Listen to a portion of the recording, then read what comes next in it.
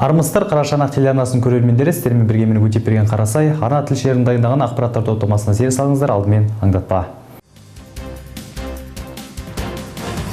1 маусым балаларды қорғау күні.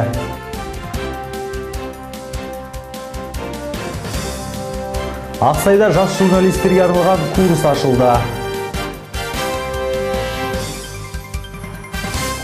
1 маусым халықаралық балаларды қорғау күні. Бұл мерекенің атайып тұрғандай балалардың құқығын қорғау, зорлық-зомбылықтың алдын алу.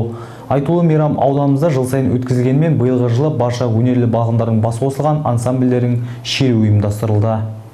Алғашқы халықаралық балаларды қорғау күні 1950 жылы өткізілді.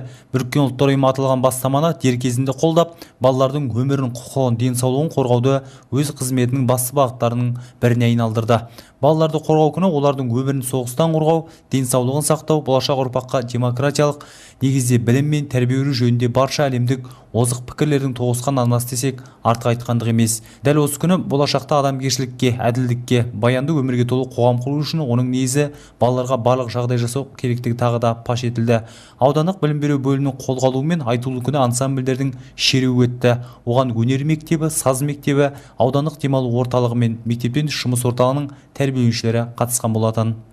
Балалар қорғау күні бүкіл қазақстандық облыстық қалаларда және аудандық орталықтарында балалар мен жастардың музыкалық ансамбльдер мен оркестрлердің шеруі өтуде. Біздің ауданымызда бірінші рет өтуде. Бүгін шеруге қосымша білім беру ұйымдарының 18 ансамблі қатысуда. Ол ансамбльдердің ішінде 500 оқушы қазіргі таңда тәрбиеленеді. Шеруге облыстық байқаулардан бөлек республикалық халықаралық байқауларда топ жарып жүрген вокалдық топтар, домбырашылар, театр үйірмесі, би ұжымдары қатысып отыр. Мереке күні шараға жиналғандар аудан тұрғындарын мерекелерімен құттықтап, балғындарға бақытты балалық шақ тіледі. Бүгін ауданымызда үлкен мереке болып жатыр. Астана қаласының 20 жылдығына орай балалардың шеруі өтіп жатыр, оркестрлер шеруі өтіп жатыр. Балалар саз мектебінен 185 оқушы, 8 ұжым қатысып отыр. Бұл бізге өте үлкен қуаныш. Балаларымыз өзінің шығармаларын ойнап, киімдерімен әп-әдемі болып осындай мейрам күні шыққандарына мен өте қуаныштымын. Балаларымыз бақытты болсын, аман болсын, еліміз көркейе берсін, Қазақстанымыз көркейіп, заманымыз тыныш болсын. Бүгін мен көңіл күйім жақсы. Мен бүгін балдарды құттықтаймын мейрамдармен. Бәріне зор денсаулық, бақыт тілеймін. Мен домбыраға қатысамын өзім. Бүгін бізде парад. Парадта бәріміз жиналып тұрмыз. Мен домбыраға көптен бері қатысып, көп күйлерді үйрендім.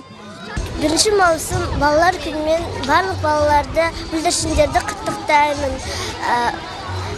Кішкентай бүлдіршіндер, балалар аман жүрсін. Осылай 1 маусым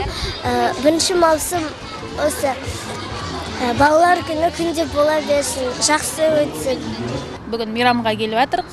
Балалар қорғау күніне мейрам өте ұнады.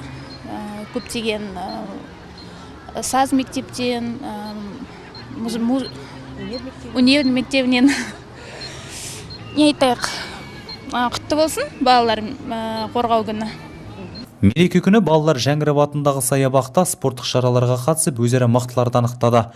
Жиналғандарға концерттік бағдарлама ұсынылып, қала әкімінің міндетін атқарушы Амангелді Туғызбаев балаларды мейрамдармен құттықтаса, кішкентай бүлдіршіндер түрлі суреттерді салып, көңіл күйлерін тас бетіне түсірген болатын. Өтепберген Қарасай, Жайнагүл Жеңісқызы, Тимур Төлепбергенов, Азамат Бабагөжеев, Қарашанақ телеарнасы. Қоғамда орын алып жатқан оқиғаларды жұртшылыққа жария ету журналистің міндеті. Қандай оқиға болмасын, бірінші хабардар болатын журналист. Ақсай қаласында алғаш рет ашылған Best журналистика курсы жас журналистерді дайындайды. Бүгінде аталмыш курста Ақсайдың болашақ жас журналистері білім алуда. Сұхбат алу, сұрақ қою, камера алдында сөйлеу, сюжет дайындау. Журналистика саласына қызығатын оқушылар үшін Ақсайда курс іске қосылды.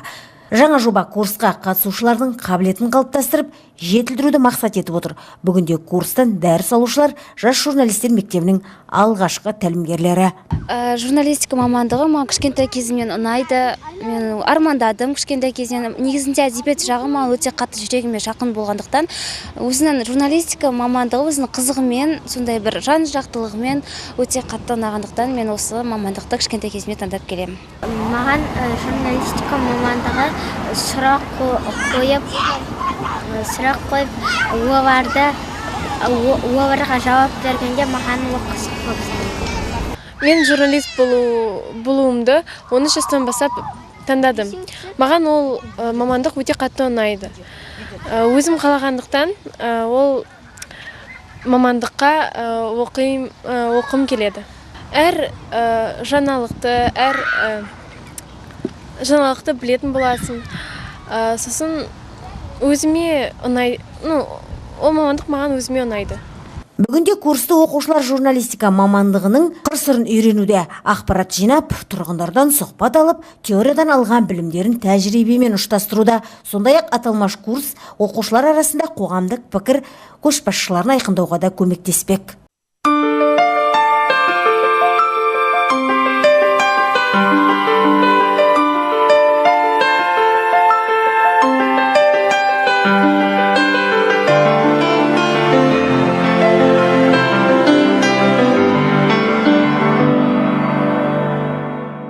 Курс 2 айға созылады. Курс соңында барлық тыңдаушыларға сертификаттар тапсырылады. Жайнагүл Жеңісқызы, Тимур Төлепбергенов, Азамат Бабағожиев, Қарашығанақ арнасы. Бүгінгі күнге келіп жеткен ақпараттар легі осындай болды. Жағымды жаңалықтарымыз көп болсын, әр күніміз шуақты, ұрпағымыз қуатты болғай.